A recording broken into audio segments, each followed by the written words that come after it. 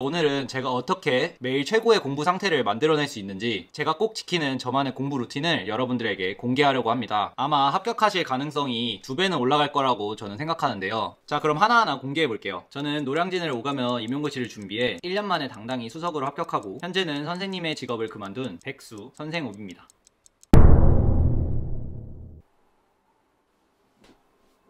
안녕하세요, 선생욱입니다. 많은 분들이 제 임용고시 준비 시절 하루 공부 루틴을 알려달라고 말씀을 해주셨는데요. 사실 하루 공부 루틴이라고 하면 계속 공부하는 것밖에 없잖아요. 그래서 너무 식상할 것 같아서 오늘은 조금 다른 의미의 루틴을 여러분들과 공유해 보려고 하는데요. 저는 스포츠를 참 좋아해서 안 해본 운동이 없는데 이 스포츠 업계에선 루틴이라는 단어가 조금 다르게 사용이 돼요. 스포츠에서는 본인 최상의 운동 상태를 위해서 하는 자신의 고유한 의식이라고 루틴을 정의하는데요. 예를 들어 손흥민 선수는 경기장에 들어설 때 꼭 오른발로 들어가는 그런 루틴을 가지고 있고, 박태환 선수는 시합 직전까지 꼭 헤드셋을 끼고 음악을 들으면서 몸을 풀죠. 그리고 NBA 최고의 농구 선수인 르브론 제임스는 경기 시작 전에 꼭 초크 토스를 하는 루틴을 가지고 있는데요. 이렇게 최상의 스포츠 선수들은 자신의 몸 상태나 아니면 자신의 멘탈 상태를 최고로 만들기 위한 이 본인만의 루틴을 가지고 있어요. 저도 사실 이런 루틴이 있어요. 최고의 공부 몰입과 공부 태도를 만들어낼 수 있는 저만의 루틴을 가지고 있는데요. 그래서 오늘은 제가 어떻게 매일 최고의 공부 상태를 만들어낼 수 있는지 제가 꼭 지키는 저만의 공부 루틴을 여러분들에게 공개하려고 합니다. 총 10가지를 빠르게 말씀드릴 텐데요. 제가 매일 지키는 이 10가지 루틴들 중에 본인에게 도움이 될 만한 행동들 몇 가지만 잘 취하셔도 수험 기간을 보다 영리하게 잘 가져가실 수 있으실 겁니다. 이렇게 삽질하는 시간도 많이 줄어들 거고 공부 집중력도 엄청 올라갈 거예요. 아마 합격하실 가능성이 2배는 올라갈 거라고 저는 생각하는데요. 한번 들어보시면서 취할 건 취하시면 좋을 것 같아요. 자, 그럼 하나하나 공개해 볼게요. 바로 아침부터 갑니다.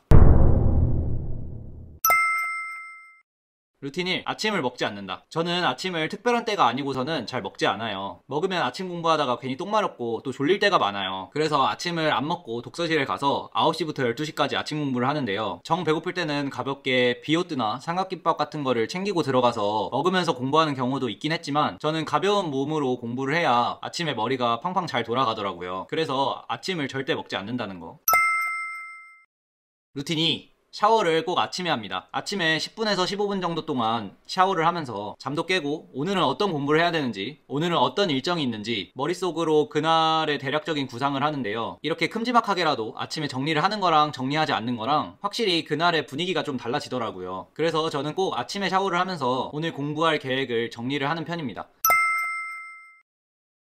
루틴 3. 독서실에 도착해서는 제일 열심히 공부하는 사람을 찾습니다. 이건 지난 영상에서도 말씀드렸던 내용인데요. 공부는 혼자 하는 게 아니라 같이 하는 거예요. 오늘 나의 공부를 이끌어줄 그런 페이스 메이커를 찾고 그 사람 주변에서 공부해보세요. 그러면 그 사람의 분위기나 열정을 공유받을 수 있거든요. 그렇게 열정을 함께 나누면서 공부를 하다 보면 여러분도 더욱더 열심히 공부를 하실 수 있을 겁니다. 그래서 저는 항상 공부를 열심히 하는 사람, 그 주변에서 공부를 한답니다.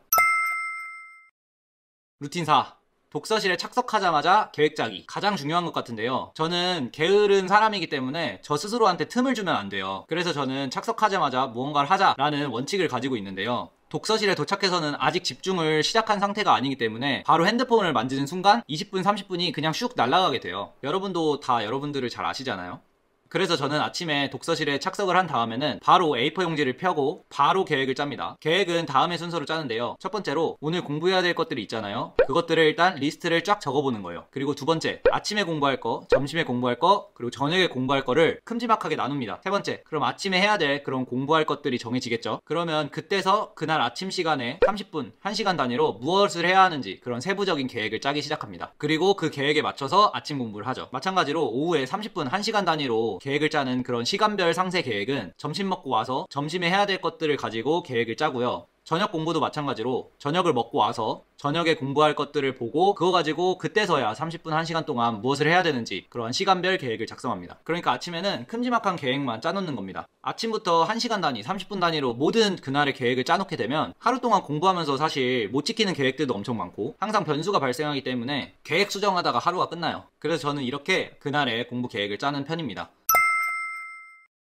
루틴 5. 계획을 짰으면 핸드폰 한번 확인 후 그 핸드폰은 이제 가방에 넣습니다. 대략적인 그날의 계획을 짜고 아침에 시간별 공부 계획까지 짰다면 이제부터는 찐 공부 시작이에요. 그러니까 찐 공부를 시작하기 전에 핸드폰 한번 점검하고 답장해야 될 거 답장하고 DM 온 거 DM 답장하고 이제 공부에 몰두할 겁니다. 혹시라도 핸드폰을 책상에 꺼내두고 공부하시는 그런 구독자님은 없으시죠? 이건 기본이에요. 핸드폰이 눈에 보이면 집중력이 무조건 흐트러질 수밖에 없습니다. 괴물이 아닌 우리 같은 인간계의 사람들은 다 똑같으니까 반박하지 마시고 핸드폰은 꼭 가방에 넣고 공부하시기 바랍니다. 루틴 6. 식사할 때는 꼭 놀면서 식사하자. 급한 상황이 아닌 날에는 식사 시간이 곧 쉬는 시간이다 라고 생각을 하셔야 하는데요. 하루 종일 전체 시간을 120%로 풀로 집중할 수가 없어요. 쉬는 시간이 무조건 있어야 합니다. 그래서 저는 점심시간, 저녁시간을 쉬는 시간으로 이용을 했었는데요. 점심시간, 저녁시간 동안 밥을 먹으면서 꼭 유튜브를 보거나 아니면 핸드폰을 보거나 아니면 친구들이랑 수다를 떨면서 식사를 했고 식사하면서는 공부는 안 했습니다. 그거 해봐야 얼마 공부하지도 못하더라고요. 그 시간을 차라리 휴식 시간으로 가져가면서 에너지를 충전하는 게 훨씬 가성비가 좋았던 것 같습니다. 물론 시험 직전이라든지 이런 상황은 예외겠죠? 그럴 때는 저도 공부하면서 밥을 먹었어요. 루틴 7. 저녁 공부까지 끝이 나면 순 공부 시간을 체크하고 총평 작성하기. 저는 그날 공부가 끝나면 순 공부 시간을 체크하고 꼭 그날의 총평을 작성하는데요. 총평을 적으면서 오늘 순 공부 시간은 왜 이렇게 적게 나왔는지, 오늘 집중이 안 됐던 이유는 무엇인지, 오늘 공부가 잘 되었던 이유는 무엇인지 하루 공부를 되돌아보는 거죠. 부족한 부분이 있었다면 오늘 총평을 적으면서 그런 부분들을 좀 짚어보고 내일부터는 어떻게 해야 그 문제가 다시 발생하지 않을 수 있을지 이런 것도 생각해보고요. 만약에 그날의 공부가 잘 되었다면 오늘 공부 잘 된 그 느낌, 그거를 바로 성공 경험으로 나한테 다시 한번 되짚어주는 거죠. 이러면서 매일매일 더 나은 공부 상태를 만들어냈던 것 같습니다.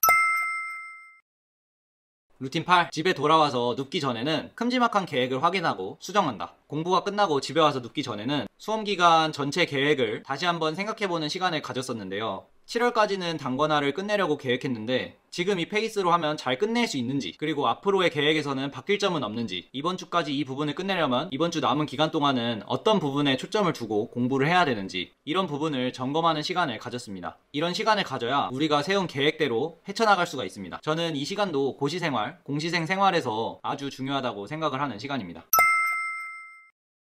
루틴 9. 자기 전에 동기부여 영상 보기. 이제 자려고 누워서 핸드폰을 분명 하실 거잖아요. 좋아요, 핸드폰 보는 거 좋은데 이제 좀 쉬다가 이제 핸드폰을 내려놓을 즈음에는 꼭 동기부여 영상을 봤어요. 동기부여 영상을 보면서 그래, 더 열심히 해야지, 아직 부족하다, 이런 느낌으로 스스로 의지를 들끓게 했어요. 그래서 매일 그래, 내일 더 열심히 공부하자, 내일 진짜 뒤졌다, 이런 생각을 하면서 핸드폰을 내려놓았던 것 같습니다. 제가 동기부여 영상을 진짜 많이 봐가지고 진짜 마스터거든요. 제가 많이 봤던 동기부여 채널은 체인지 그라운드, 석세스 코드, 성공 비밀, 동기부여학과 채널이 있고, 제가 가장 많이 봤던 동기부여 영상은 전효진 변호사님의 공부 자극이라는 영상이 하나 있어요. 이 영상은 진짜 시험 준비하시는 분들이라면 꼭 보세요. 꼭. 이 영상 링크는 더보기란에 제가 링크를 걸어두도록 할게요. 진짜 이 영상을 저도 한 100번은 넘게 본 것 같아요. 한번 꼭 봐보세요. 열심히 하는 공부가 뭔지 느끼실 수 있으실 겁니다.